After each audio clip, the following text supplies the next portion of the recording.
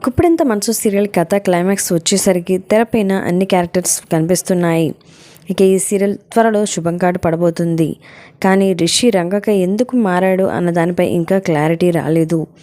క్లైమాక్స్లో దానికి క్లారిటీ ఇస్తారేమో డైరెక్టర్. ఇప్పటికే గుప్పెడంత మనసు సీరియల్ షూటింగ్ కంప్లీట్ అవడంతో సీరియల్ నటినట్లు అందరూ కూడా ఈ సీరియల్లో జరిగిన ఫన్నీ మూమెంట్స్ని సోషల్ మీడియా వేదికగా షేర్ చేస్తూ అందరూ కూడా ఇది ఒక ఎమోషనల్ జర్నీ అంటూ, అలాగే ఈ సీరియల్ టీమ్ని అలాగే సీరియల్ని ఎంతగానో మిస్ అవుతున్నాము అంటూ తమ అభిప్రాయాన్ని సోషల్ మీడియా వేదికగా తెలియజేస్తున్నారు.